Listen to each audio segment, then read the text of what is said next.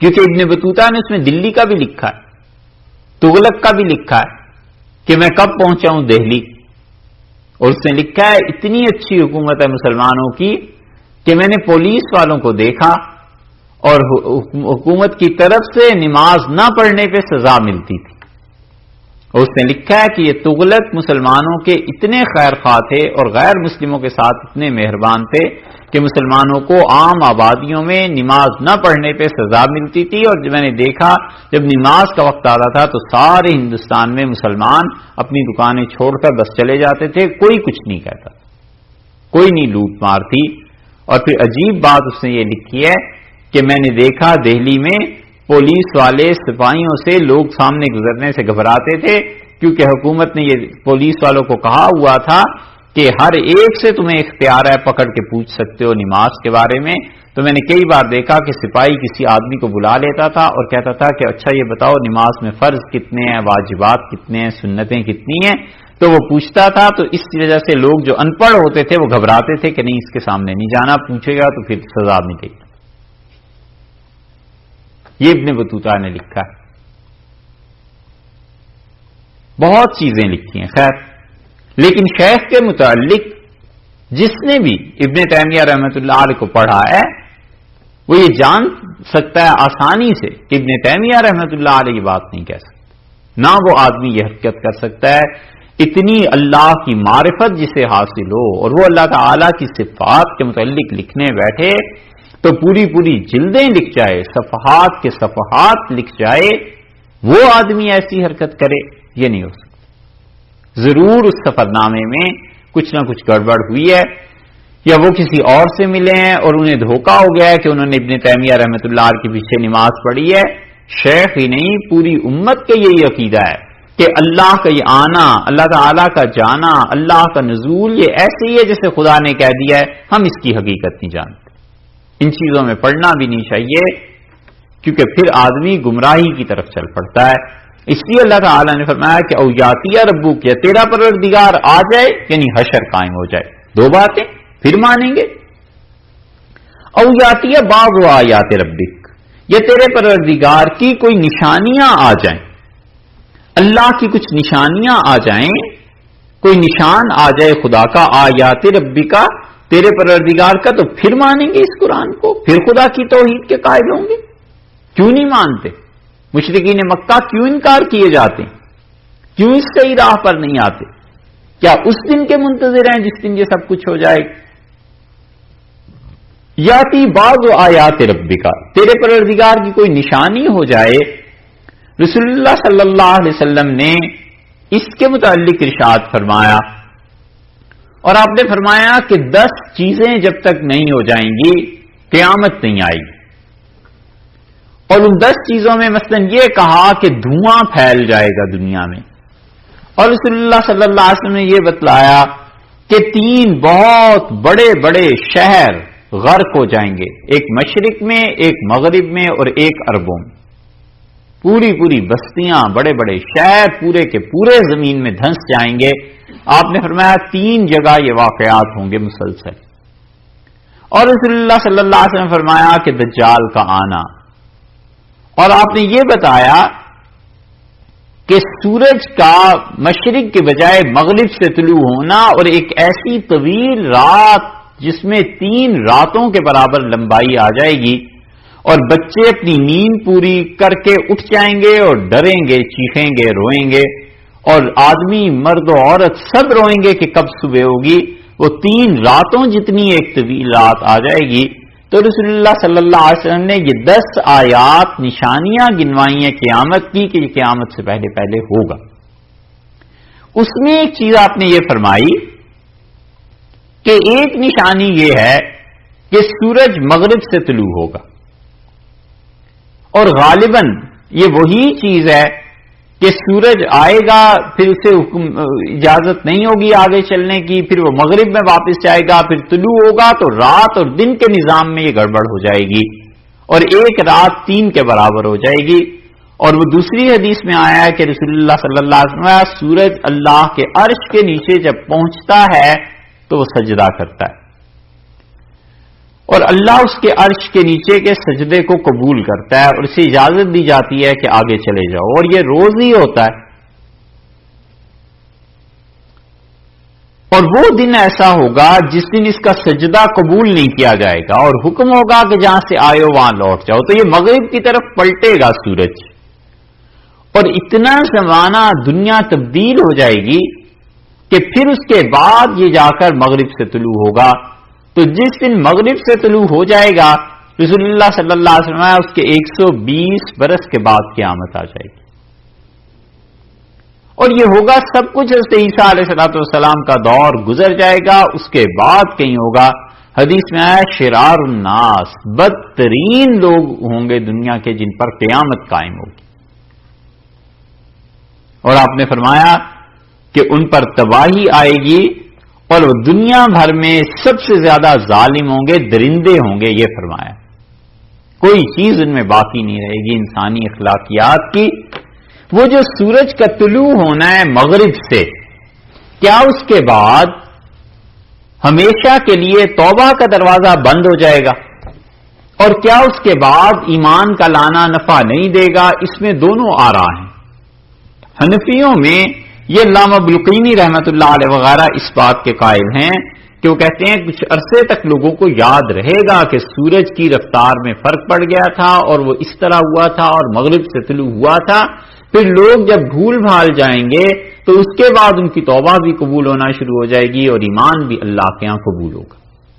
اور کچھ حضرات اس طرف گئے ہیں کہ وہ کہتے ہیں بس اس کے بعد تو 120 برس کے بعد قیامت آنی ہے، وہ جو 3-4 پشتیں گزرنی ہیں آگے کو، اس میں نہ کسی کا ایمان قابل قبول ہے اور نہ کسی کی نیکی قابل قبول ہوگی۔ فاسق آدمی کی توبہ رد کر دی جائے گی اور کافر کا ایمان رد کر دیا جائے گا، کیونکہ اتنا بڑا نشان خدا نے دکھا دیا کہ وہ جو ایمان بالغیب تھا اب ایمان بالغیب نہیں رہا، اب تو ایمان بالمشاہدہ ہو گیا۔ اور ایمان بالمشاہدہ پہ کوئی چیز قبول نہیں ہوتی، جیسے فرعون کہ اس کو جب آخرت کھل گئی تو اب اس نے دیکھ لیا کہ اب تو آ رہا ہے آگے اللہ کے سامنے پیش ہونا ہے، تو اس نے کہا میں ایمان لایا اس پہ جس پہ بنی اسرائیل ایمان لائے، تو اللہ نے اس کے ایمان کو رد کر دیا، بتایا ہم اس کا ایمان قبول نہیں، کیونکہ عالم غیب اب عالم شہادت اس کے لیے بن گیا، اور اب اختیار کی بجائے اضطرار ہو گیا، جبر ہو گیا، مطلب ساری چیزیں دیکھ رہا ہے، تو اب کون سا ایمان ہے؟ اس لیے قرآن نے سب سے پہلے یہ کہا تھا کہ یؤمنون بالغیب، وہ بن دیکھے ایمان لاتے ہیں، تو بن دیکھے کی شرط تو بیچ میں سے نکل گئی۔ اس آیت میں یہ بات کہی جا رہی ہے کہ دیکھو کیا وہ اس دن کے انتظار میں ہے جس دن خدا کی کوئی نشانی ظاہر ہو جائے، کوئی بھی نشانی، سورج مغرب سے نکل آئے، کوئی بھی نشانی، قیامت آ جائے، کیا اس کے انتظار میں پھر ایمان لائیں گے؟ دو باتیں، کوئی بھی نشانی ظاہر ہو جائے، حتیٰ کہ صاحب بحر المحیط نے اشارہ کیا اس طرف ابو حیان اندلسی رحمت اللہ علیہ نے کہ اس کی موت قائم ہو جائے تو کیا اس وقت، اس لیے کہ موت کسی آدمی کی آ رہی ہے اور اس پہ عالم آخرت کھل گیا ہے، تو یہ تو اس کے لیے سورج کے مغرب سے طلوع ہونے سے زیادہ بڑی نشانی ہو گئی، اسے کیا مغرب سے ہو یا مشرق سے ہو، اب تو اپنی جان کی پڑی ہے، اب تو اپنی جان پہ بنی۔ یوم یاتی بعض آیات ربک، دیکھو جس دن آئے گا ایک نشان تمہارے رب کا، ایک نشانی، اس نشانی کو ہم موت سمجھ لیں انسان کی، اس نشانی کو ہم سورج کی مغرب سے طلوع ہونا سمجھ لیں، کچھ بھی، لا ينفع نفسا، نہیں نفع دے گا کسی جان کو بھی ایمانھا، اس کا ایمان لانا، لم تکن جو کہ نہیں تھا، آمنت ایمان لایا، من قبل اس سے پہلے، جو بھی آدمی اس نشانی سے پہلے ایمان نہیں لایا تھا اس کا ایمان لانا اسے نفع نہیں دے گا۔ جب وہ نشانی دیکھ لے گا تو آسان سادہ سی بات ہے، موت نشانی ہے مثلا اللہ کی، اس کے حق میں جب آ گئی، اب وہ کہتا ہے فرعون کی طرح کہ میں ایمان لایا، یہ اسے کوئی نفع نہیں دے گا۔ توبہ کی نہیں، موت کے وقت اب جب آخرت کھلی تو کہتا ہے اللہ میں معافی مانگتا ہوں، اب کوئی فائدہ نہیں ہے، اب تو جہنم نظر آ رہا ہے، اب تو فرشتے مار نظر آ رہی ہے۔ اللہ نے فرمایا کہ اس کا ایمان اسے نفع نہیں دے گا جب نشانی سورج مغرب سے طلوع ہو گیا تو بلقینی رحمت اللہ علیہ کی رائے کچھ بھی ہوگے وہ کہیں یہ، اور باقی محدثین کی اللہ کا فیصلہ اللہ ہی کا فیصلہ ہے، وہ جانتا ہے، وہ کہتا ہے کہ جب وہ نشانی آ جائے گی سامنے تو دیکھو پھر ایمان لانے والے کا ایمان اسے نفع نہیں دے گا. لم تکن آمنت من قبل، جس کے پاس اس سے پہلے ایمان نہیں تھا، پھر وہ نشانی کو دیکھ کر ایمان لایا، اب ایمان نفع نہیں دے گا. ٹھیک ہے، اتنی بات سمجھ میں آ گئی. آگے دیکھیے، او یا یہ کہ کسبت فی ایمانہا خیرا، اپنے ایمان میں اس آدمی نے کوئی نیکی کی تھی، اپنے ایمان میں اس آدمی نے کوئی نیکی کی تھی. یہ جو ترجمہ ہے نا لغت کے اعتبار سے تو ٹھیک ہے، لیکن بہت بڑا اشکال اس پہ پیش آتا ہے، اور وہ کہتے ہیں کہ اللہ نے یہ کہا ہے کہ جس انسان نے اپنے ایمان میں کوئی نیکی کی تھی، جب یہ نشان دیکھ لے گا اس کو اس نیکی کا کچھ نفع نہیں ہوگا. اور اس سے معتزلہ نے یہ ثابت کیا ہے کہ وہ کہتے ہیں کہ انسان کا ایمان جو ہے اس میں اللہ تعالیٰ نے یہ جو فرمایا کہ کسبت فی ایمانہا خیرا، ایمان جو ہے وہ اعمال کے ساتھ ایسے جڑا ہوا اور مربوط ہے کہ اس انسان کو خیر کے نیکی کے کام نفع نہیں دیں گے. اگر اس کا خالصتاً ترجمہ کیا جائے تو پھر تو یہی بنتا ہے کہ جس انسان نے اس نشانی کو دیکھنے کے بعد او کسبت فی ایمانہا خیرا، اپنی ایمان میں کوئی نیکی کی تو نیکی اسے نفع نہیں دے گی. لیکن اساتذہ یہ کہتے تھے ہمارے پڑھاتے ہوئے کہ وہ کہتے تھے اس کا مطلب یہ ہے کہ لا ينفع نفسا عملھا، کسی جان کو نفع نہیں دے گا اس کا عمل کرنا، لم تکن کسبت فی ایمانہا خیرا، جس نے اپنے ایمان میں کوئی نیکی نہیں کی، یعنی ایمان لایا اور کچھ بھی نیکی نہیں کی تو اس دن اس کی نیکی کرنا نفع نہیں دے گا. وہ نشانی سامنے ظاہر ہو گئی، موت یا سورج کا طلوع ہونا یا کچھ بھی، اب اس انسان نے ایمان سے پہلے ایمان تو لے آیا تھا لیکن نیکی کوئی نہیں کی، تو اب اس وقت اگر وہ کہتا ہے کہ میں نیکی کرتا ہوں، اب یہ نیکی اس سے نفع نہیں دے گی. یہ ہے مطلب نفس ایمان خدا کے ہاں قابل قبول ہوگا، لیکن نیکی توبہ اس سے اٹھ جائے گی، توبہ اس وقت گناہوں سے کرے گا تو یہ چیز اسے نہیں ملے گی.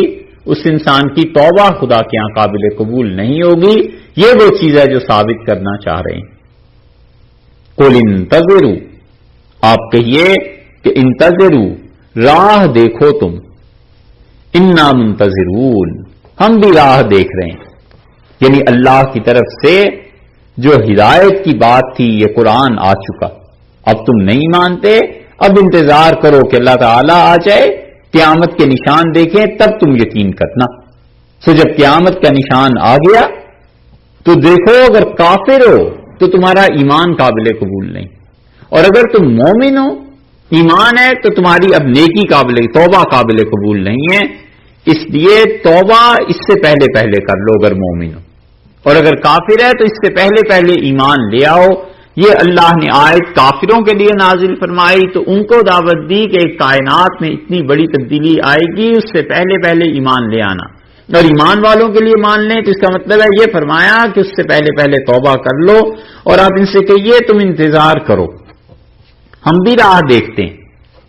یہ مراد نہیں ہے کہ رسول اللہ صلی اللہ علیہ وسلم کہا جا رہا ہے کہ انہیں مہلت دے دیں آپ، بلکہ مراد یہ ہے کہ جیسے آدمی کسی کی نہ ماننے سے تنگ آ جاتا ہے نا تو کہتا ہے اچھا ٹھیک ہے پھر انتظار کرو، پھر دیکھو اب کیا ہوتا ہے.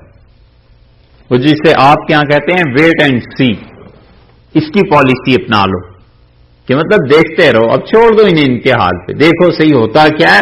قل انتظروا انا منتظرون، تم راہ دیکھو ہم بھی راہ دیکھتے ہیں.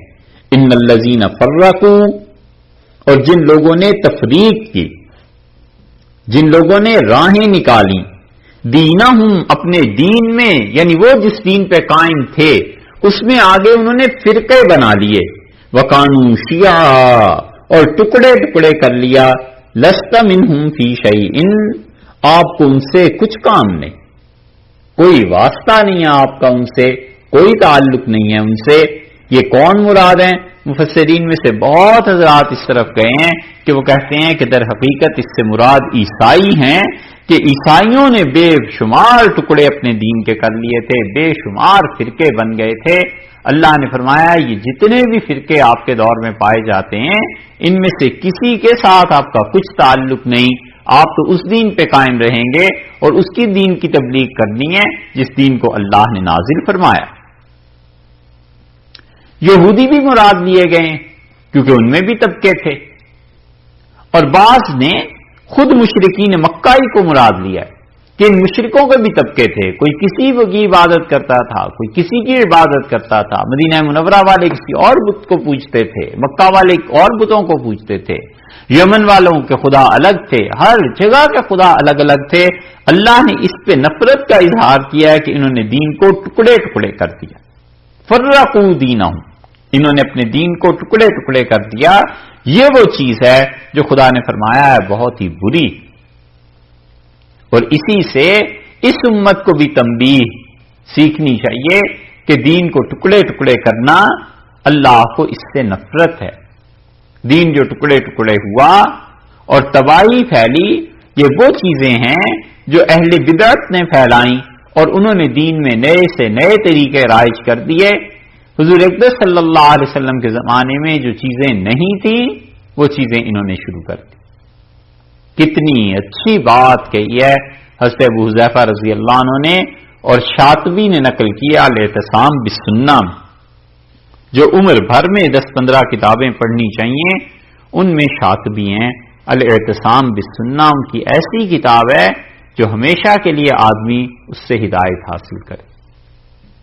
فقہی مسائل الگ ہیں، انہوں نے ظاہر ہے فقہ مالکی کے مطابق لکھنے ہیں، وہ ایک الگ بات ہے، لیکن شاطبی رحمت اللہ علیہ کی جو کتاب ہے نا الاعتصام بالسنہ اور الموافقات، یہ دونوں ایسی کتابیں ہیں کہ جتنی تعریف کی جائے کم ہے۔ اگر یہ کہیں کہ 1500 برس میں مسلمانوں نے کون سی کتابیں لکھی ہیں تو چند ایک کتابیں جو سر فہرست ہوں گے ان میں شاطبی رحمت اللہ علیہ کی تصنیفات ہیں۔ اور عجیب بات ہے، اس آدمی پر پتہ نہیں اللہ کا کتنا فضل ہوا تھا، نابینا، اور نابینا ہونے کے باوجود ایسی چیز لکھی ہے کہ اب تک شاطبی کی کتابوں سے کوئی آدمی بے نیاز نہیں ہو سکا، اور امید بھی نہیں ہے کہ کوئی آدمی شاطبی رحمت اللہ علیہ کی کتابوں سے اب مسلمان قیامت تک بے نیاز ہو سکے۔ شاطبی رحمت اللہ علیہ شاطبہ کے رہنے والے تھے، اسپین کے، اب تو شاطبہ کا نام و نشان ہی مٹ گیا، رہنے والے وہ وہیں کے تھے۔ اور ایسی بصارت بھی اللہ نے دی تھی، ایسا دل میں بھی نور دیا تھا کہ ان کے ایک شاگرد کہتے ہیں کہ شاطبی رحمت اللہ علیہ قرآن پاک پڑھاتے تھے اور ہم لوگوں کو، اور بس ایک ایک سے وہ 20 آیتیں سنتے تھے، اس سے زیادہ نہیں سنتے تھے، وقت ہی نہیں ہوتا تھا اتنا، تو کئی 100 تو ان کے شاگرد تھے، تو بیٹھتے تھے جب آ کر تو وہ اتنا بھی انتظار نہیں کرتے تھے اپنے گھر کے دروازے سے نکل کے کہ مسجد میں پہنچے، وہیں سے کوئی نہ کوئی پڑھنا شروع کر دیتا تھا، اور وہ اسے قرات بتاتے رہتے تھے کہ اچھا یہ لفظ اس طرح بھی ہے، ایسے بھی پڑھیں، ایسے بھی، ایسے بھی، بس 20 آیت جب پوری ہو جائیں۔ تو ان کے ایک شاگرد کہتے ہیں کہ میں ان کے سامنے بیٹھا قرآن پاک پڑھنے کے لیے، تو انہوں نے اشارے سے کہا مجھے کہ اٹھ جاؤ، پھر انہوں نے آواز دی اگلا، تو میں ہمیشہ ان سے قرآن پڑھتا تھا، مجھے بڑا تعجب ہوا کہ یہ کیا ہوا، تو میں اس دکھ سے رونے لگا کہ انہوں نے مجھے قرآن پڑھنے سے کیوں روک دیا۔ میں نے پھر کوشش کی، پھر انہوں نے اشارہ کیا ہاتھ سے، مطلب نہیں آؤ، تو مجھے اچانک خیال آیا کہ اوہو مجھے تو غسل کرنا تھا، میں نے یہ کیا حماقت کی، بھول ہی گیا، اور صبح نماز بھی پڑھ لی اور بھی ادھر بھی آ گیا۔ تو میں گیا جلدی سے اور میں غسل کر کے جب مسجد میں آیا تو کہتے ہیں شاطبی رحمت اللہ علیہ نے جو بچہ قرآن پڑھ رہا تھا بس اس کی 20 آیتیں سنی اور پھر میرا نام لے کے کہا کہ اس کو بلاؤ، اور پھر مجھے کہا پڑھو۔ تو کہتے تھے یہ میں نے ان کی کرامت دیکھی کہ انہوں نے قرآن کو اس حالت میں مجھ سے نہیں سنا، لیکن تھے نابینا، ایسی اللہ نے دل میں ان کے روشنی رکھی تھی۔ شاطبی نے الاعتصام بالسنہ میں بہت چیزیں لکھی ہیں، سنت اور بدعت کے موضوع پر وہ مثال کتاب ہے، بہت اچھی کتاب ہے۔ شاطبی اس میں کہتے ہیں کہ جو بدعات دین میں داخل کرتا ہے نا، حضرت ابو حذیفہ رضی اللہ عنہ نے کہا کہ ہر وہ طریقہ عبادت کا جس کے ذریعے صحابہ کرام رضی اللہ عنہم نے اللہ تعالی کی عبادت نہیں کی، مت کرنا، کیونکہ وہ طریقہ عبادت کا ہے ہی نہیں کوئی بھی جو امت کے لیے صحابہ رضی اللہ عنہم نے چھوڑ دیا۔ کہتے ہیں کہ کل طریقہ، ہر کوئی طریقہ، ہر وہ راستہ، لم یتعبدھا اصحاب رسول اللہ صلی اللہ علیہ وسلم، جس کو رسول اللہ صلی اللہ علیہ وسلم کے صحابہ رضی اللہ عنہ نے نہیں اپنایا نا عبادت کے لیے، تم نہ اپنانا۔ اور کہتے ہیں اس کی وجہ یہ کہ وہ سب کے سب اللہ کا قرب چاہتے تھے، عبادت کا کوئی طریقہ انہوں نے رہنے ہی نہیں دیا امت کے لیے، سارے ہی طریقوں پر عمل کر گئے۔ تو انہی طریقوں پر عمل کرنا جن پہ انہوں نے کیا ہے، تمہارے پاس اب کوئی طریقہ نہیں۔ یہ اصول کی بات انہوں نے بتائی، اور بات واقعی یہی ہے کہ صحابہ کرام رضی اللہ عنہ سے زیادہ کون ہو سکتا تھا جو یہ چاہتا ہو کہ اسے ثواب ملے، اور کون ہو سکتا تھا جو خیر کے لیے صحابہ رضی اللہ عنہ سے زیادہ بڑھ کے ہو۔ اسی لیے یہ جتنے گمراہ فرقے ہیں، یہ جس پوائنٹ پہ آ کے اٹک جاتے ہیں وہ یہی ایک جگہ ہے، یہ ہے باٹل نیک، یہ ہضم نہیں ہوتا۔ اس پہ بھی پھر جاتے ہیں کہ جی رسول اللہ صلی اللہ علیہ وسلم نے یہ کیا، ہم کہتے ہیں اچھا کیا تھا، پھر صحابہ رضی اللہ عنہ نے یہ کیا ہے یا نہیں کیا، یہ بتاؤ۔ کہتے ہیں کیا ہوا، صحابہ نے نہیں کیا تو ہم تو کر رہے ہیں نا۔ یہ کوئی چھوٹی سی بات نہیں ہے بھائی، صحابہ رضی اللہ عنہ نے کیوں نہیں کیا؟ اگر یہ نیکی تھی تو انہوں نے کیوں چھوڑ دی تھی؟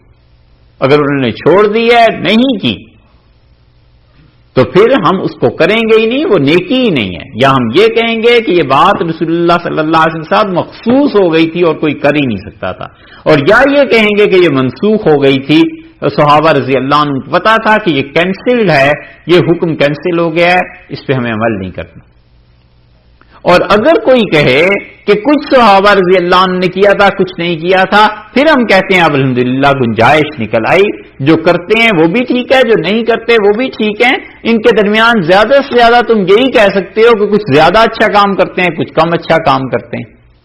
کوئی فرسٹ کلاس میں جا رہے ہیں اور کوئی تھرڈ کلاس میں بیٹھ گئے، جا تو رہے ہیں نا، لڑتے کیوں؟ اب اتنی سی بات۔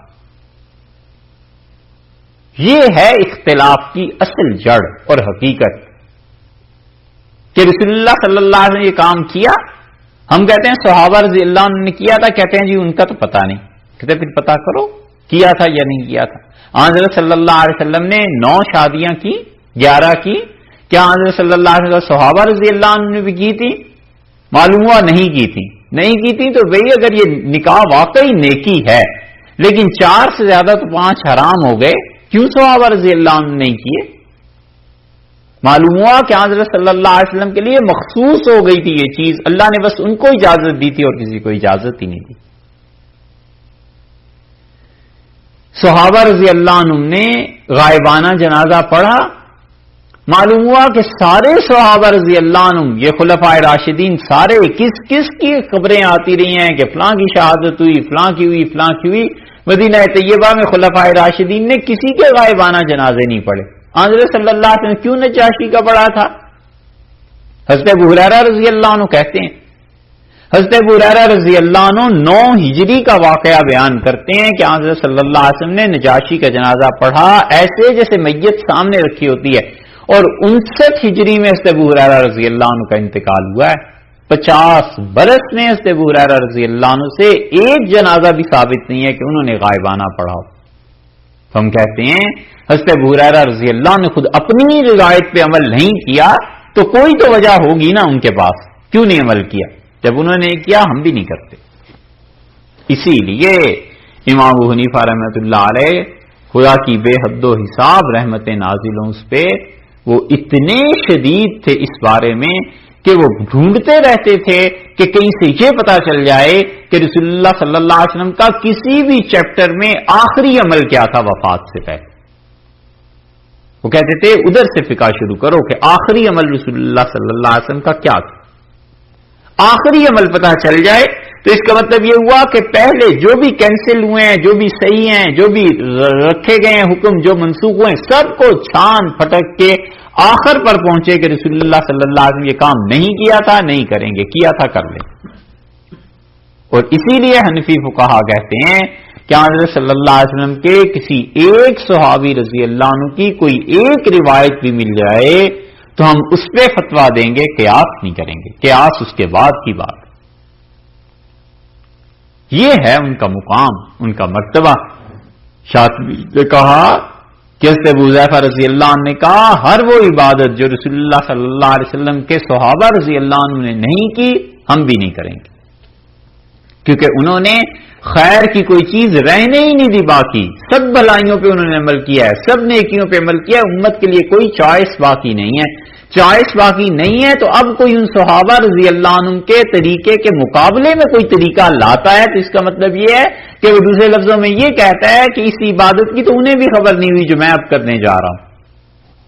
اور اسی پہ شاطبی نے کہا ہے، کیا اچھی بات نقل کی ہے اس نے رحمہ اللہ. وہ کہتے ہیں امام مالک رحمۃ اللہ علیہ کہتے تھے کہ جو بھی اس دین میں نئی بات کو اضافہ کرتا ہے اور نئے طریقے نکالتا ہے فقط زعم ان النبی صلی اللہ علیہ وسلم، وہ گویا دوسرے لفظوں میں یہ خیال کرتا ہے، یہ دعویٰ کرتا ہے کہ رسول اللہ صلی اللہ علیہ وسلم نے خان الرسالہ، رسالت میں خیانت کی، ہم تک پیغام پورا نہیں پہنچایا، اب میں آ کے اس دین کو مکمل کر رہا ہوں. اتنے شدید ہیں وہ.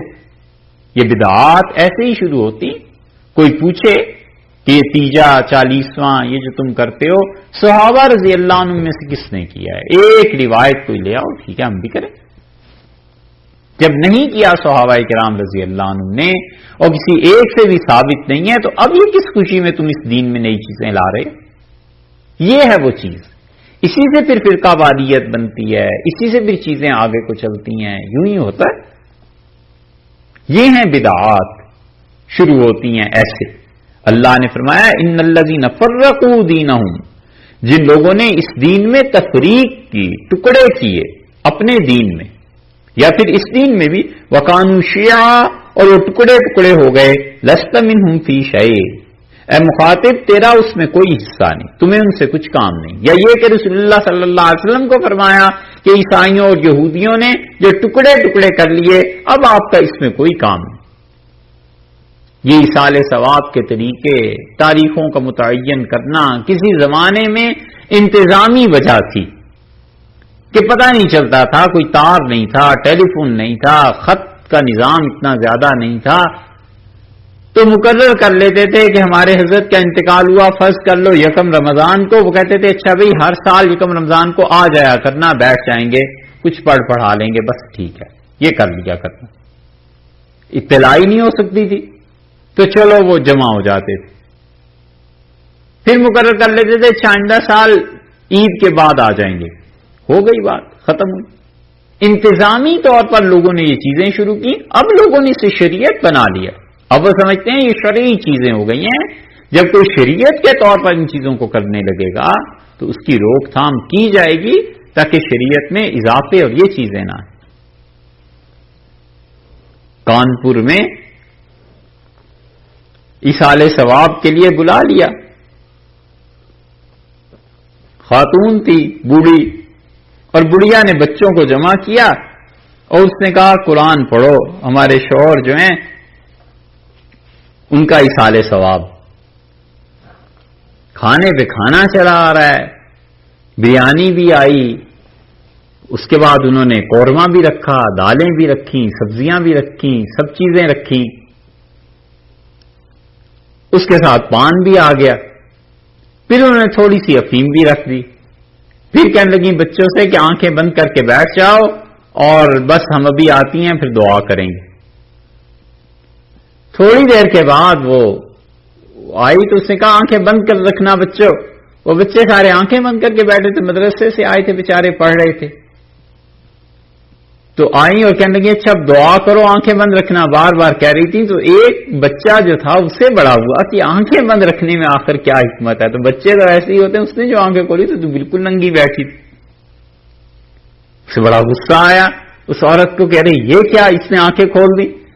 دعا ہو گئی، کپڑے پہنے آئی اور ایک تھپڑ رسید کیا اور کہنے لگی کہ کیوں آنکھیں کھولی تھی. اس نے کہا جی مجھ سے تو غلطی ہوئی، آپ نے یہ کیا کیا. تو کہنے لگی کہ تم ہمارے میاں کو نہیں جانتے، بریانی انہیں کیسے پسند تھی، یہ کیا ہے قورمہ، یہ بھی بہت پسند تھا، پان بھی کھاتے تھے، یہ کیا ہے افیم، یہ بھی کھاتے تھے. میں بھی آ گئی، ان ساری چیزوں سے شوق فرمایا کرتے تھے. تو پورا اصالِ ثواب اس نے کیا. یہی جہالتیں ہیں.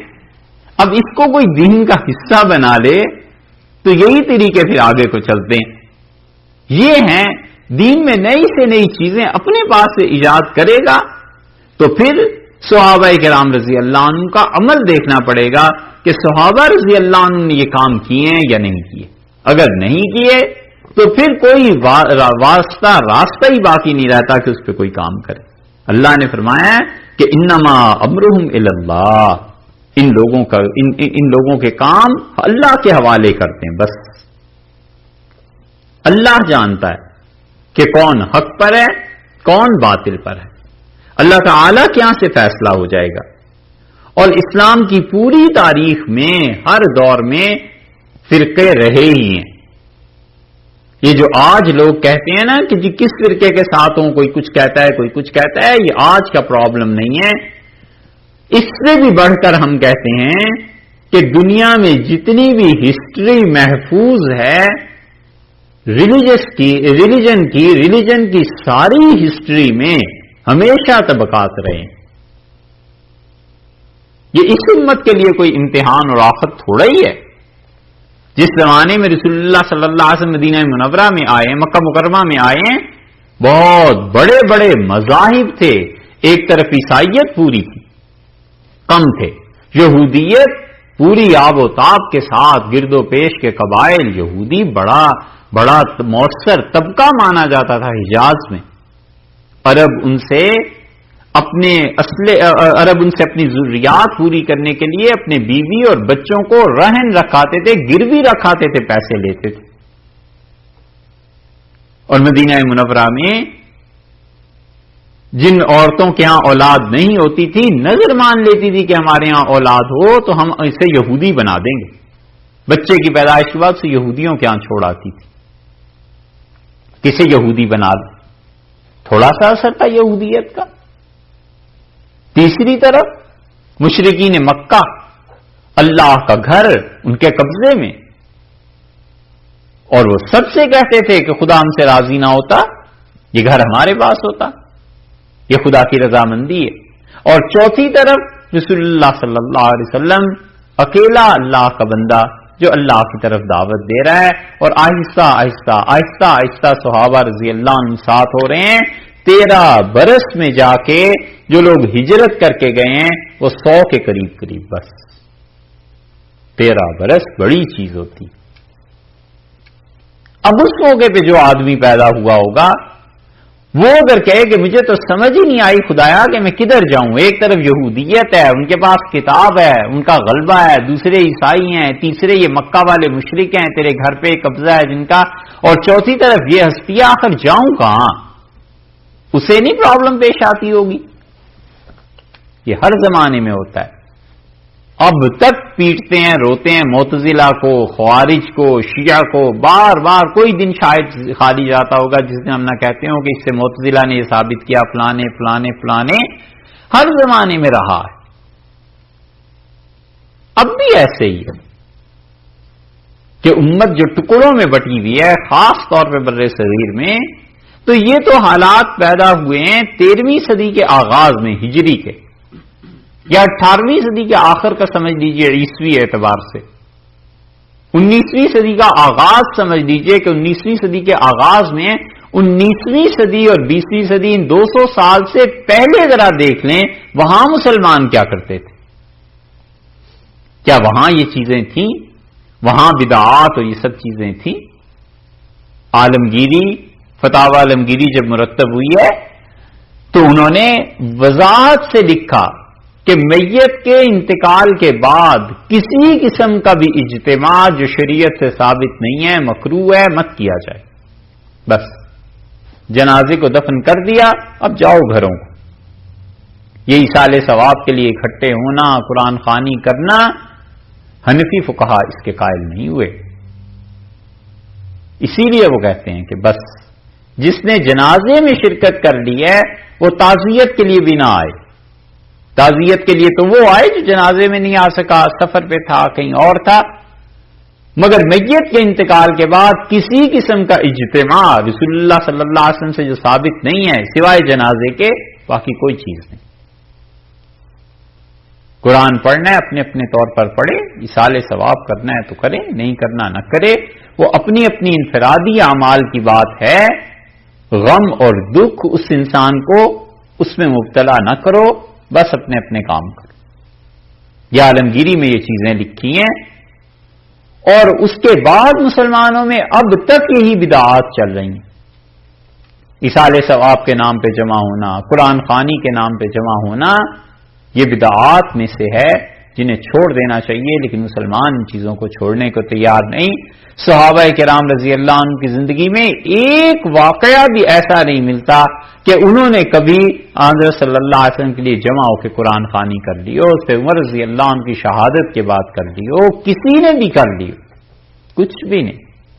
بس جنازہ اور قبر پہ دعا ہاتھ اٹھا کر مانگنا ہے، اور وہ قبر پہ جو آخری دعا ہے فتح الباری میں روایت آئی ہے ہاتھ اٹھانے کی، اور وہ جو دعا ہوتی تھی حضرت عبداللہ ابن سلام رضی اللہ عنہ کا غالباً انہی کا انتقال ہوا تھا، یہ ابن مسعود رضی اللہ عنہ کا ہوا تھا، وہ پہنچے تھے، دونوں میں سے ایک کا انتقال ہوا اور ایک پہنچے، غالباً ابن مسعود رضی اللہ عنہ، اور انہوں نے کہا میں جنازہ نہیں پڑھ سکا لیکن یہ مجھے اس دعا سے محروم نہ کرنا.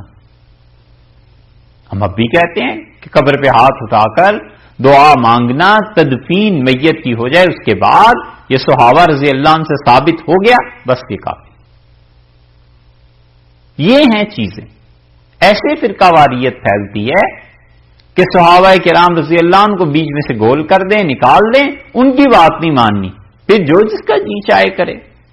حضرت صلی اللہ علیہ وسلم سے کوئی بھی روایت ہو جائے پھر اس پہ بحث ہوتی. اس لیے اللہ نے فرمایا کہ یہ جو چیز ہے انما امرهم الی اللہ، ان کا کام اللہ کے پاس ہے. اور اسی لیے دین میں جتنی بھی بدعات آتی ہیں یہ بدعات کفر تک نہیں ہے تو وہ آدمی بھی بالآخر جنت میں جائے گا. یہ بھی خیال کر لینا چاہیے کہ کوئی آدمی بدعات میں مبتلا ہے تو بدعت کی دو قسمیں ہیں، ایک ہے عقیدے کی اور وہ ہے شدید. جیسے کوئی آدمی یہ عقیدہ بنا لے کہ حضرت ابوبکر رضی اللہ عنہ سے حضرت علی رضی اللہ عنہ افضل تھے، حضرت علی رضی اللہ عنہ سب سے افضل تھے، کسی کا یہ عقیدہ ہو تو ہم یہ کہیں گے یہ عقیدے کی بدعت ہے، کفر نہیں ہے. نہ کفر تو نہیں، کافر تو نہیں ہو جائے گا. یہ یمن کے جو زیدی تھے وہ سب مانتے تھے کہ حضرت علی رضی اللہ عنہ سب سے افضل ہیں. یہ عقیدے کی بدعت ہے، اس کا عمل سے تعلق نہیں. اور عقیدے کی بدعت زیادہ شدید ہے، اور عمل میں بدعت بہت سی ہیں، مسلمانوں میں رہی ہیں. وہ عمل کی بدعت جو ہے اللہ معاف کر دے، اس کو جنت میں لے جائے، خدا کی مرضی. وہ ایمان ہی ہے، مومن ہے ہی، کافر نہیں کہیں گے. تو یہ بھی زیادتی ہے کہ کوئی آدمی کسی بدعت میں مبتلا ہے تو دوسری طرف سے لوگ کہیں گے بالکل کافر ہو گیا. ارے نہیں بھائی، جس حد تک بات ہے اس حد تک ہی رکھی جائے. اس آدمی نے بدعت کی، گناہ کیا، کفر نہیں کیا. تو اس لیے اہل بدعت بھی جنتی ہیں، لیکن سزا کے بعد یا معافی کے بعد. اللہ چاہے تو معاف فرما دے، اللہ چاہے تو سزا دے. اور ان میں بھی عقیدے کی بدعت زیادہ شدید. اور اسی وجہ سے بہت سی چیزیں ایسی ہیں جسے اب ہم لوگ کفر کہنے لگے ہیں. پچھلے زمانوں میں شیعہ کی انہی چیزوں پہ فقہا لکھتے ہیں. شامی جو حنفی فقہ کا دار و مدار ہے آخری زمانے میں، وہ کہتا ہے یہ عقیدے میں بدعت ہے. کفر وہ بھی نہیں کہتے. کفر کا فتویٰ کوئی چھوٹی سی چیز نہیں ہے، بہت بڑی بات ہے. رسول اللہ صلی اللہ علیہ وسلم نے فرمایا دو چیزوں کے بارے میں، ایک کفر اور ایک لعنت. آپ نے فرمایا جسے تم کہتے ہو اگر وہ اس کا مستحق نہیں ہے تو وہ لوٹ کے تم پہ واپس آ جائے. اسی لیے ابن نجیم اور ابن عابدین رحمت اللہ علیہ جیسے بڑے بڑے فقیہ وہ کہتے ہیں ہم نے قسم کھا لی ہے اس پہ کہ ساری زندگی کفر کا فتویٰ نہیں دیں گے، اگرچہ ہماری نظر میں وہ کتابیں بھی ہیں جس میں ان کے اس قول پر تنقید کی گئی ہے، لیکن ابن نجیم رحمت اللہ نے کہا میں تو ساری زندگی کسی کے کفر کا فتویٰ نہیں دوں گا، ڈر لگتا ہے اس کہ وہ کافر نہ ہو اور میرے پہ کوئی وبال آ جائے. تو یوں فرقے بنتے ہیں کہ جب آدمی کراس کرتا ہے لمٹس کو، اللہ نے فرمایا ثم ينبئهم، اور پھر اس کے بعد اللہ تعالیٰ کیا کرے گا؟ جتا دے گا بما كانوا يفعلون، ان کو جیسا کچھ وہ کرتے تھے ویسے ہی جتا دے گا، ان کو اسی چیز کے اعمال کی جزا اور سزا مل جائے گی. تو رات میں یہودیوں نے کئی فرقے پیدا کر لیے. آپ اس تحقیق میں نہ پڑھیے کون سا فرقہ درست ہے، کون سی راہ صحیح ہے، کون سی راہ غلط ہے.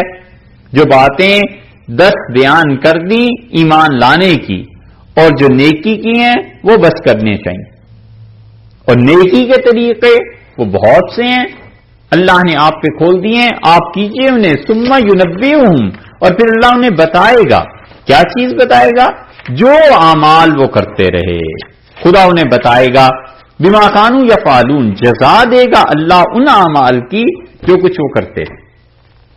من جاء بالحسنۃ، اور جو کوئی آدمی نیکی لے کے آیا، فلہ، اس کے لیے عشر امثالھا، ہم اس کی نیکی کو 10 گنا بڑھا دیں گے. ایک نیکی اس نے کی ہے، ہم اس کی نیکی کو 10 گنا دیں گے، اتنا بڑھا دیں گے. لے کے آیا ہے نیکی، اس کی نیکی 10 گنا بڑھ گئی، اور 10 گنا جو بڑھی ہے یہ تو کم سے کم ہے نا، اس کی نیکی 700 گنا بھی بڑھ جاتی. رسول اللہ صلی اللہ علیہ وسلم بعض حدیث میں آیا ہے کہ آپ نے کہا کہ مومن انسان کی نیکی 700 گنا اللہ بڑھا دیتا ہے. کم سے کم پیمانے کا بتا دیا ہے. فتویٰ تو جو ہوتا ہے وہ ایٹ لیسٹ پہ دیا کرتے ہیں نا، بالکل لو لیول پہ. تو فرمایا ہے کہ جو کوئی نیکی لے کے آیا ہم نے اسے 10 گنا بڑھا دی. 10 گنا جب بڑھی تو نمازیں فرض کی تھیں 50، اور رسول اللہ صلی اللہ علیہ وسلم نے عرض کیا کہ مشکل ہو جائے گی امت کہاں پڑے گی، کم کر دی، 50 کی 5 کر دی، اور فرمایا ما یبدل القول لدی، ہم جب فیصلہ کر لیتے ہیں تو پھر سے تبدیل نہیں کیا کرتے. آپ کی امت اگر 5 پڑے گی تو ہم 50 کا ثواب انہیں دے دیں گے. 50 ہو گئی، 10 گنا یہ بڑھا دیا. یہ ہے اللہ کے ہاں بھی ایک محقق کا نظام کہ ایک پائی خرچ کرتا ہے وہاں 10 گنا مل جائے گی. ایک حج کرتا ہے 10 حج کا ثواب اللہ دے دے گا. فرمایا نیکی لے کے آئے ہمارے پاس ہم اس چیز کو 10 گنا بڑھا دیں گے. یہ تو منیمم ہے، اور میکسیمم کتنا جائے گا کوئی نہیں جانتا. رسول اللہ صلی اللہ علیہ وسلم فرمایا اللہ تعالیٰ اسے قیامت میں کہے گا کہ یہ پورا پہاڑ ہے یہ جو تم نے خرچ کیا ہے، اور وہ کہے گا میرے پروردگار میرے پاس تو اتنا پیسہ تھا ہی کبھی نہیں. تو اللہ تعالیٰ فرمائیں گے کہ وہ جو ایک پائی تو نے ہماری راہ میں خرچ کی تھی اسے ہم نے اپنے دائیں ہاتھ میں لے لیا تھا، اور پھر اس کے بعد ہم اس سے تجارت کرتے رہے ہیں، اور یہ تجارت جتنی ہوئی ہے اس نفع سمیت آج تک اتنا پیسہ ہوا ہے، یہ سب تیرا ہے، لے جا، یہ سب تیری نیکی. تو اب ایک پیسے کو کتنے منوں اور ٹنوں کے حساب سے سونے میں تبدیل کر کے دیں یہ اللہ ہی جانتا ہے. اس لیے ارشاد فرمایا کہ فلہ عشر امثالھا، اس کو 10 گنا دیں گے. اور صوفیہ نے اس آیت سے کیسی اچھی بات ثابت کی ہے، کمال کیا ہے. ویسے انہوں نے ہم جیسے گناہگار نالائق لوگوں کے لیے تو بہت بڑی چیز. صوفیہ کہتے ہیں کہ اللہ تعالی سے ملاقات، اللہ سے ملنا، قیامت میں اس کے سامنے پیش ہونا، آدمی اپنے دل کو دیکھے کہ تڑپ ہے یا نہیں، خواہش ہے یا نہیں کہ اللہ سے کبھی ملاقات ہو. اللہ تعالی سے عرض کریں کیا بیتی دنیا میں، تیرے دین کے لیے کیسے مصائب تکالیف برداشت کی، یا یہ عرض کرے کہ آپ نے کتنے احسانات کیے اور شکریہ آپ کا ادا کرنے کے لیے میں کچھ کر نہیں پایا، شکر کی ادائیگی کے لیے حاضر ہوا ہوں. صوفیہ کہتے ہیں اپنے دل کو ٹٹولے کہ اللہ سے ملاقات اور اللہ کی زیارت کی خواہش ہے یا نہیں. ایک بات وہ کہتے ہیں اگر ہے تو کیا یہ نیکی ہے یا نہیں، اور یقیناً یہ نیکی ہے. اس میں کیا گناہ کی بات ہے؟ نیکی کی بات ہے کہ گناہگار ہونے کے باوجود امید رکھتا ہے کہ اللہ سے ملاقات ہوگی، خوش ہوتا ہے کہ کسی دن مالک حقیقی سے ملاقات ہوگی. یہ بن دیکھے کی محبت بڑی شدید ہوتی ہے. نہ دیکھا ہو نا کسی کو، وہ جو محبت اور تصورات قائم ہوتے ہیں بس یہ وہی جانتے ہیں جن کو کسی سے محبت ہوئی ہو کہ کیا ہوتا ہے. صوفیہ کہتے ہیں یقیناً نیکی ہے. جب یہ بھی ہے کہ دل میں شوق ہے اللہ کی ملاقات کا اور یہ نیکی بھی ہے تو وہ کہتے ہیں اس کا مطلب یہ ہے کہ جب 10 گنا ہوئی تو اللہ تو تم سے 10 گنا زیادہ اس کا جی چاہتا ہے کہ تم سے ملے. سمجھے؟ وہ کہتے ہیں وہ خود 10 گنا زیادہ تم سے کم چاہتے ہیں. جو شوق اس نے دیا ہے تمہارے دل میں کہ تم آؤ ہم سے ملنا، 10 گنا تو وہ زیادہ چاہتے ہیں تم سے. اور یہ ہے وہ چیز جو حدیث میں بھی آئی ہے کہ آدمی ہمارے متعلق اپنے جی میں سوچتا ہے اور ہم اس کا ذکر کرتے ہیں اپنے فرشتوں کے سامنے، اور جو ہمارا ذکر لوگوں کے سامنے کرتا ہے ہم لوگوں سے بہتر مجلس میں اس کا ذکر کرتے ہیں. اور میرا بندہ میرے قریب ہوتا ہے، میں اس کے قریب ہوتا ہوں، وہ پیدل چلتا ہے، میں دوڑ کے آتا ہوں. یہ سارے سٹیجز جو حدیث میں آئی ہیں وہ اصل میں یہی ہے کہ فَلَهُ عَشْرُ أَمْثَالِهَا، اللہ کو 10 گنا زیادہ اس سے محبت، ملاقات اور اس کو اپنے سامنے لانے کا شوق ہے. بس وہ اللہ کا شوق کیسا ہے، اللہ کی طرف سے کیا چیز ہے، یہ اللہ ہی بہتر جانتا ہے. بن صوفیہ کہتے ہیں 10 گنا زیادہ. ایک اور چیز اس آیت سے ثابت کی ہے انہوں نے، اور بڑی اچھی بات اس نے لکھی ہے ابو حیان اندلسی رحمت اللہ علیہ نے. وہ کہتے ہیں یہ بات ہے ڈر کی بھی اور خوشی کی بھی، دونوں ہی پہلو ہیں. وہ کہتے ہیں کہ اللہ نے یہ نہیں کہا کہ جو آدمی نیکی کرتا ہے ہم اس کو 10 گنا دیں گے. وہ کہتے ہیں اللہ تعالی نے یہ فرمایا ہے کہ جو لایا نیکی ہمارے پاس قیامت میں اسے 10 گنا دیں گے.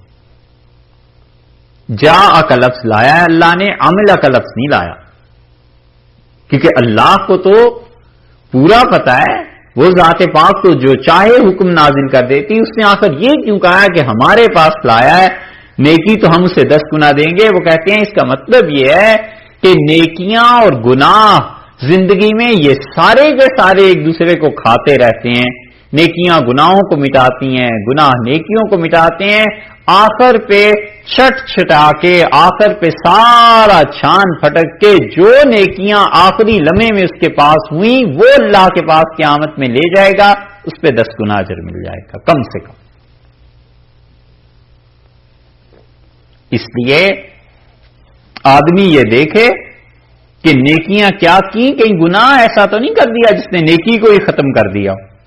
مثلا قرآن میں آیا ہے کہ لا تبطلوا صدقاتکم بالمن والاذى، یہ جو اللہ کی راہ میں خرچ کرتے ہو کبھی بھی اس کو ضائع نہ کر دینا. کس طرح ضائع ہوتا ہے؟ بالمن والاذى، جس کو تم نے دیا ہے اس پر احسان جتلاؤ گے تو یہ ضائع ہو جائے گا. کسی کی مدد کر دی کسی موقع پہ، کل کو اس آدمی نے کچھ بدتمیزی کر دی تو اسے جتا دیا کہ ہم نے تو فلاں موقع پہ آپ کو ایسے کیا تھا، ایسے تم فنس کہتے اور ایسے تمہاری ضمانت ہو گئی تھی اور ایسی چیزیں کی تھی، احسان جتلایا نا، اللہ نے کہا وہ تمہاری نیکی ضائع ہو گئی.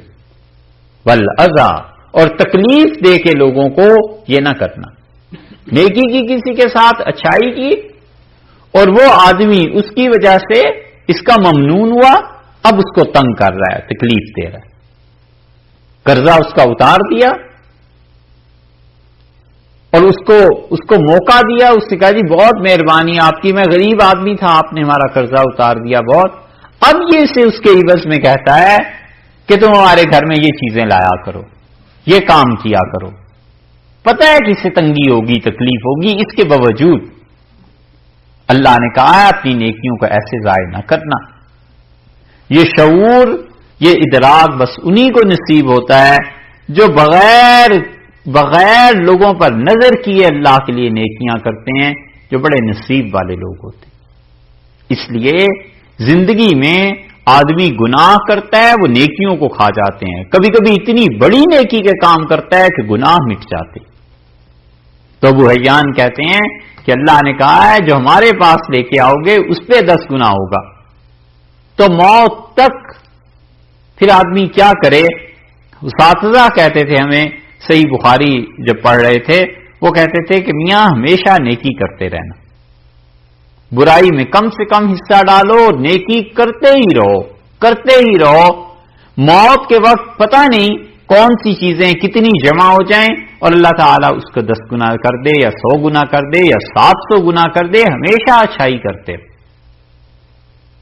کرنے کا کام حقیقت میں بھی یہی ہے کہ گناہ بھی ہوتے ہیں، نیکیوں کا پلڑا بھاری رہنا چاہیے تاکہ گناہ نیکی کم کریں، کتنی آگ لگے گی، کچھ نہ کچھ تو باقی رہے۔ تو اللہ تعالیٰ نے بتا دیا ہے کہ نیکی لے کے آنا، اور خود ایمان بہت بڑی نیکی ہے۔ یہ جو ایمان ہے بہت بڑی نیکی ہے۔ یہ عقیدہ رکھنا کہ اللہ ایک ہے، اس کی ذات و صفات میں کوئی اس کا ساجی اور شریک نہیں ہے، یہ خود بہت بڑی نیکی ہے۔ حضور اقدس صلی اللہ علیہ وسلم پہ ایمان لانا اور یہ ایمان رکھنا کہ ان کے بعد کوئی بھی نبی نہیں ہے اور نبوت ختم ہو گئی حضرت صلی اللہ علیہ وسلم پہ، یہ بہت بڑی نیکی ہے۔ صحابہ کرام رضی اللہ عنہ کے متعلق ایمان رکھنا کہ وہ سب کے سب اللہ کے اچھے بندے تھے اور اللہ ان سے خوش ہوا، اور رسول اللہ صلی اللہ علیہ وسلم سے وہ بالکل صحیح روایات بیان کرتے تھے، جھوٹ نہیں بولتے تھے، یہ بہت بڑی نیکی کی چیز ہے۔ تقدیر، قیامت، فرشتے، کتابیں، ان پہ ایمان رکھنا، یہ سب چیزیں ایسی ہیں جو جب تلیں گی تب پتہ چلے گا۔ اور پھر کوئی آدمی گناہ کا ارادہ کر لے اور نہ کرے گناہ، یہ بھی ایک نیکی ہے۔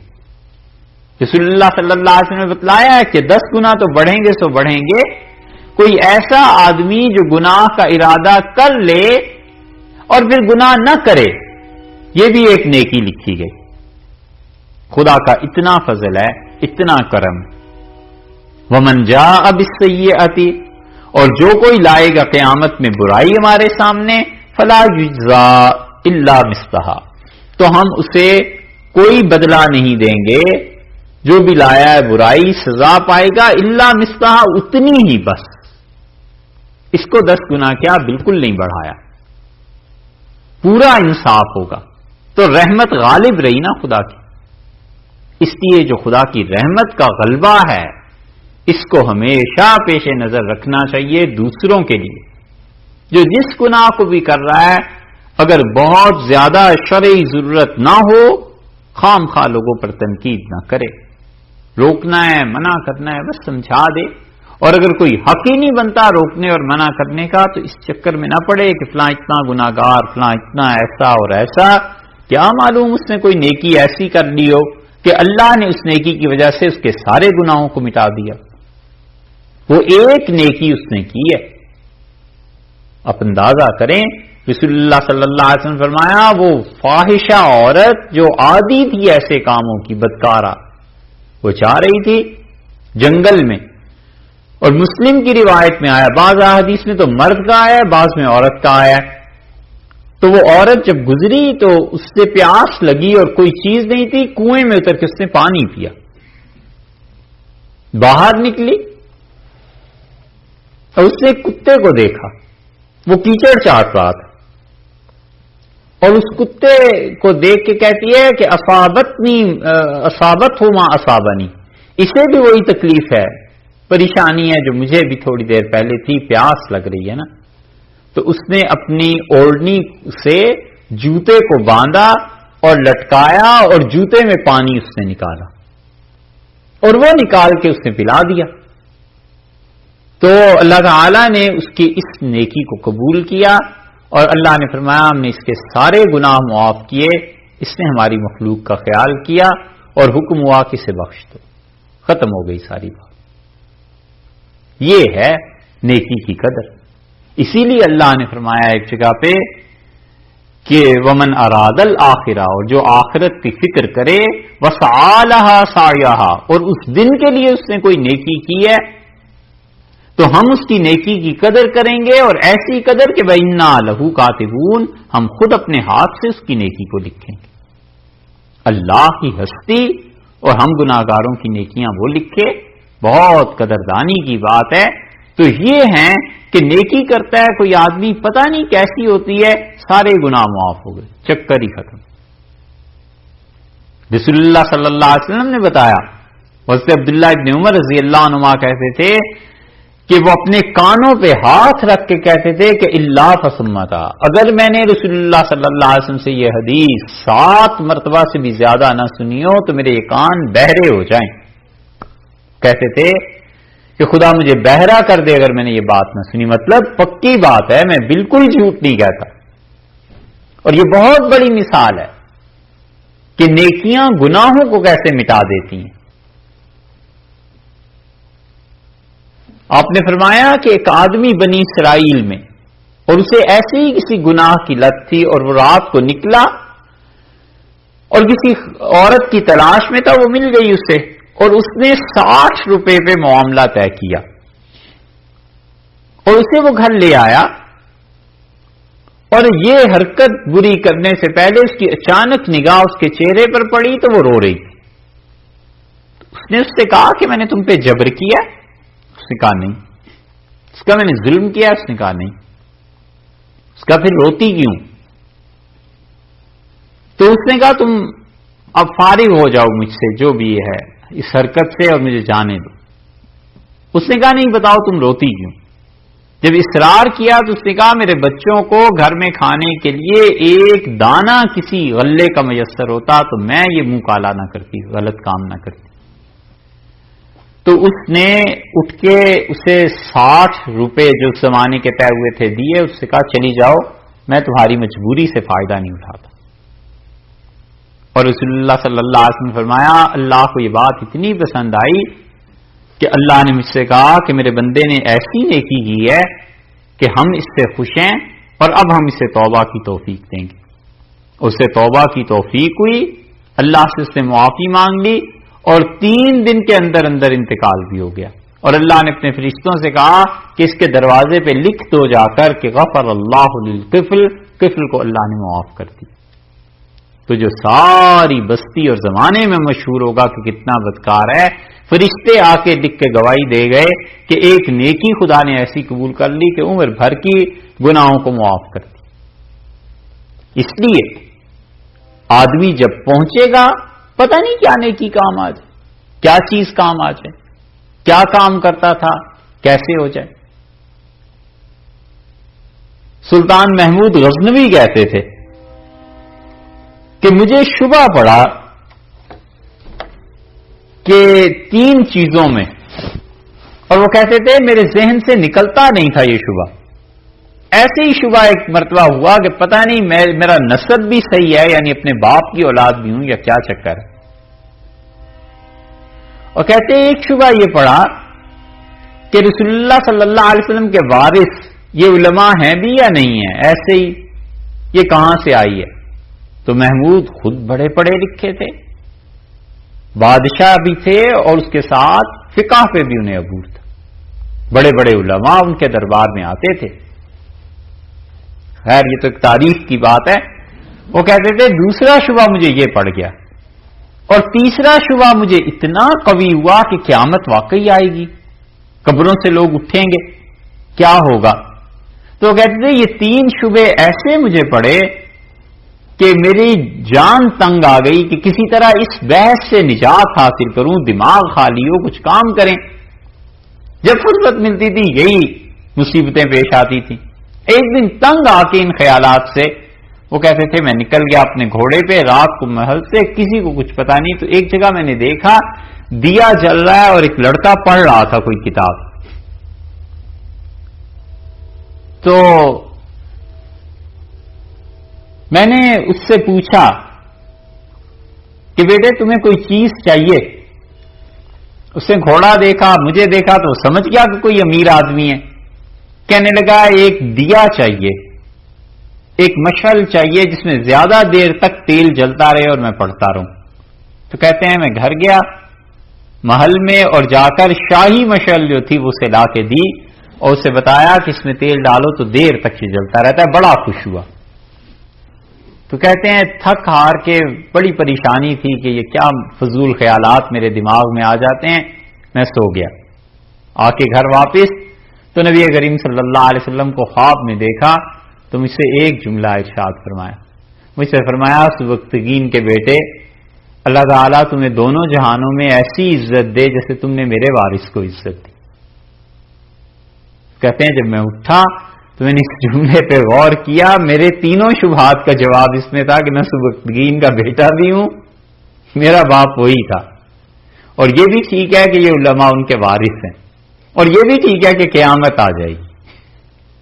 وہ کہتے ہیں اس ایک جملے میں مجھے تینوں چیزوں کا جواب مل گیا. تو ایسی چیزیں کہ نیکی آدمی کرتا ہے اور کوئی نہیں جانتا کہ اس کی نیکی کہاں اس سے لے جائے, اس لیے کرتا رہے نیکی کے کام اور گناہ کم کرے. اور اسی طرح گناہوں کا بھی حال ہے, وہ بھی نیکیوں کو برباد کر دیتے ہیں. وَمَنْ جَاءَ بِالسَّيِّئَةِ فرمایا جو گناہ لے کر آئے گا فَلَا يُجْزَىٰ إِلَّا مِثْلَهَا بس اتنی ہی سزا دیں گے جتنا وہ گناہ کر کے آیا. وَهُمْ لَا يُظْلَمُونَ اور ان پر ظلم نہیں ہوگا. کوئی وجہ نہیں ہے کہ انسانوں پر ظلم ہو. سب چیزیں عدل انصاف کے ساتھ یا پھر رحمت کے ساتھ. انسانوں کے آپس کے معاملات تینوں طرح پہ ہوتے ہیں. احسان کرتا ہے, کبھی کبھی عدل کرتا ہے اور کبھی ظلم کرتا ہے. اللہ کا اور بندوں کا معاملہ یہ دو ہی طرح پر ہے, یا عدل کریں گے یا مہربانی کریں گے, رحمت کریں گے. اور جہاں پر رحمت کا فرمایا ہے کہ دیکھو ہماری رحمت کیسی.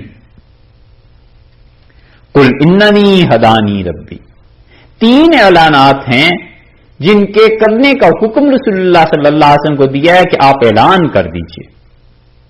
اور یہاں سے لے کے یہ آخر تک جو آیت آ رہی ہے, یہ تینوں چاروں آیات, 5 آیات بلکہ بنتی ہیں, یہ یاد بھی کرنی ہے. یہ ہوم ورک ہے, اسے یاد کر کے آئیے. اللہ تعالی نے کہا ہے قل اننی ہدانی ربی الی صراط مستقیم. آپ یہ اعلان کیجئے کہ اننی ہدانی, میرے پروردگار نے مجھے راہ دے دی ہے.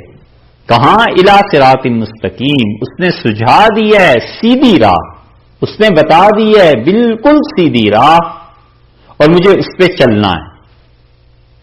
بعض قراء کے نزدیک یہ مستقل ایک آیت ہے, اور پھر وہ آگے شروع کرتے ہیں کہ دینن قیمن. اور بعض کے نزدیک جیسے امام حفص رحمۃ اللہ علیہ کے نزدیک یہ آیت نہیں ہے بلکہ پوری آیت ہے کہ الی صراط مستقیم دینن قیمن. تو اللہ تعالیٰ نے فرمایا کہ آپ اعلان کر دیجئے کہ میرے پروردگار نے تو مجھے سجھائی ہے, بتا دی ہے بالکل سیدھی راہ. اور وہ سیدھی راہ کیا ہے؟ دینن قیمن, دین صحیح, بالکل صحیح دین ہے. ملت ابراہیم, حضرت ابراہیم علیہ الصلوۃ والسلام کا دین ہے. حنیفہ, اور ابراہیم کیا تھے؟ حنیف تھے, یکسو تھے, بالکل ایک طرف ہو گئے تھے. دنیا میں ان کے زمانے میں جتنے شرک اور جتنی رسومات تھیں اور جتنے ستاروں کی عبادت اور جو کچھ کیا جا رہا تھا, وہ ہمارا بندہ یکسو تھا, اس کا کسی شرک میں کوئی ساجھا, کوئی حصہ نہیں تھا. وما کان من المشرکین, اور وہ تو بالکل مشرک نہیں تھا, وہ شرک کرنے والا تھا ہی نہیں. اس لیے جن لوگوں کو یہ غلط فہمی ہو گئی ہے کہ وہ جو تینوں مراحل گزرے ہیں کہ انہوں نے ایک ستارے کو دیکھا, پھر چاند کو دیکھا, پھر سورج کو دیکھا, تو یہ تدریجاً توحید کی طرف آئے ہیں, غلط بات. اور یہ ایسی شدید غلطی ہے جو بعض لوگوں کو ہوئی ہے, اور اللہ انہیں بھی معاف کرے, درگزر کرے. اور اس بات کو کہیں کوئی پڑھے گا بھی تو اس پہ ایمان نہیں رکھنا چاہیے. انبیاء علیہ السلام اپنی نبوت سے قبل بھی شرک میں مبتلا نہیں ہوتے. اللہ نے فرمایا وہ تو بالکل یکسو تھا, وما کان من المشرکین, اور وہ مشرکین میں سے نہیں تھا. سید سلیمان ندوی رحمت اللہ علیہ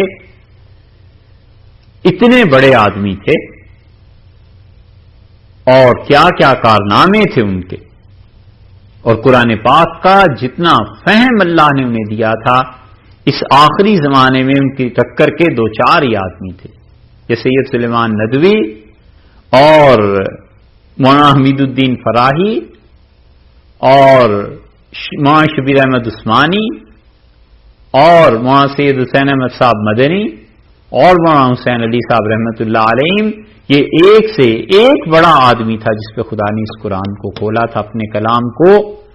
اور مولانا ابو الحسن علی ندوی رحمۃ اللہ علیہ ہمارے حضرت کہتے تھے کہ میں قرآن پاک کی تفسیر پڑھنے کے لیے بھائی جان نے، میرے بڑے بھائی نے مجھ سے کہا، بھائی صاحب نے فرمایا کہ دیوبند جاؤ، اور میں گیا اور حضرت مدنی رحمۃ اللہ علیہ نے جمعے کا دن میرے لیے رکھا تھا اور قرآن پاک کی تفسیر پڑھاتے تھے، اور حضرت چونکہ خود ندوہ میں ایک عرصے تک تفسیر پڑھاتے رہے، خود فرماتے تھے کہ سید سلیمان ندوی رحمۃ اللہ علیہ میرے استاد تھے اور ان سے بہتر تفسیر میں نے کسی کو نہیں دیکھا، اور مولانا حسین علی صاحب رحمۃ اللہ علیہ ان کے تو کہنے ہی کیا، خدا کی کتاب اتنی کھل گئی تھی ان پہ کہ یہ سید سلیمان ندوی رحمۃ اللہ علیہ جیسا بڑا آدمی ان کے بارے میں لکھتے ہیں ایک جگہ پہ کہ ہندوستان میں ان کا وجود بہت غنیمت ہے، اور ان پر جو توحید کا غلبہ تھا، یہ بس صوفیہ کی اصطلاح میں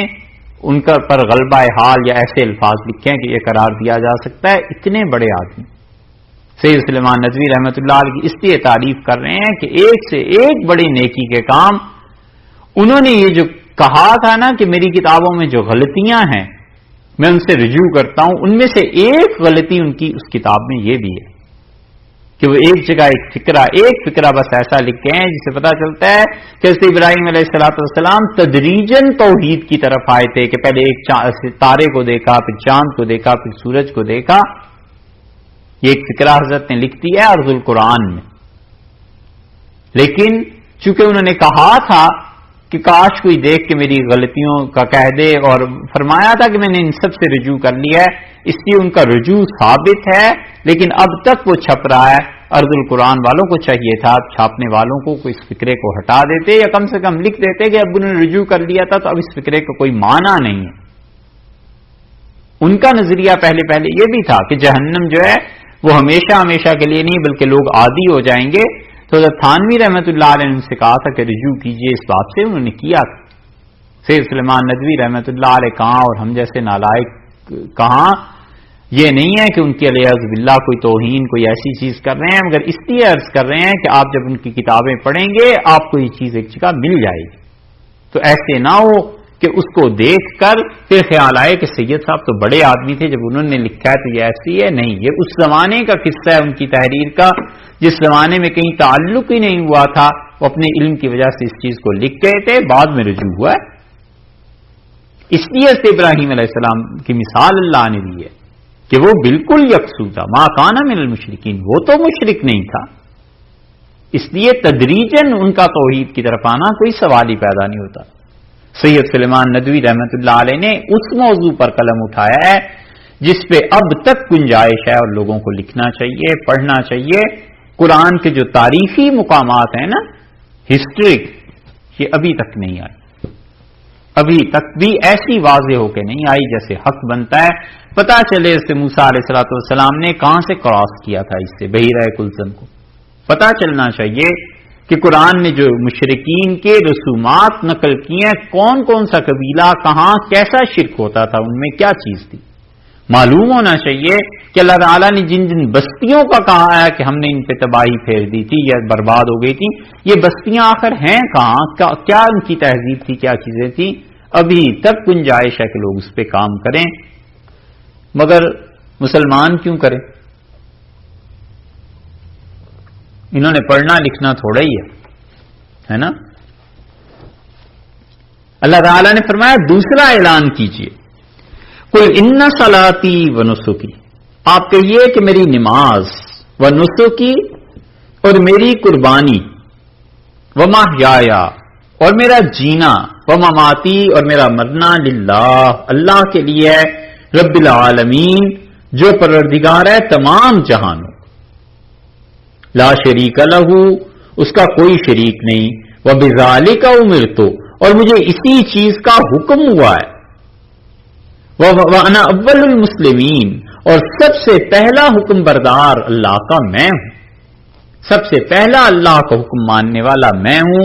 یہ دوسرا اعلان ہے جس کے متعلق فرمایا کہ کہیے کہ ان صلاتی و نسکی، میری نماز اور میری قربانی، ومحیایا و مماتی للہ، اور میرا زندہ رہنا اور میرا مرنا یہ سب کا سب اللہ کے لیے ہے، لا شریک لہ، جس کا کوئی شریک نہیں۔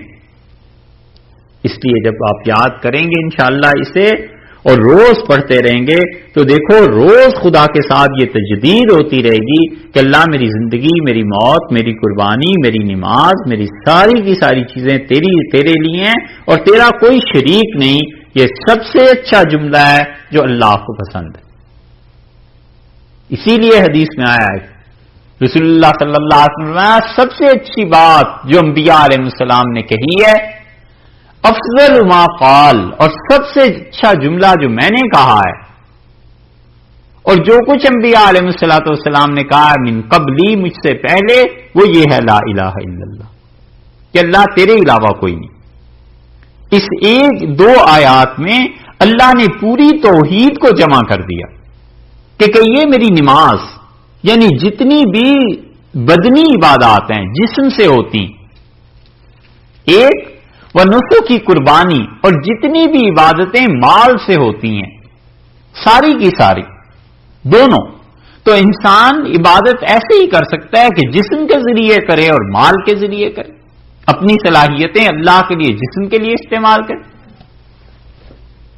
اسی لیے نماز میں یہ سکھایا ہے کہ پڑھتے ہیں نا التحیات للہ، کہ اللہ ہی کے لیے تمام کی تمام عبادتیں جو میں اپنے جسم سے کرتا ہوں، تحیات یہی ہیں۔ یہ بچے کبھی کبھی غلط سیکھ لیتے ہیں، وہ پڑھتے ہیں التحیات للہ، بچوں کو کبھی سنو نا یہ پڑھتے ہیں التحیات للہ، حالانکہ یہ کوئی لفظ نہیں، الیاذ باللہ، ڈر ہے کہیں نماز ہی نہ فاسد ہو جائے۔ یہ اصل میں تو لفظ یہی ہے نا التحیات للہ۔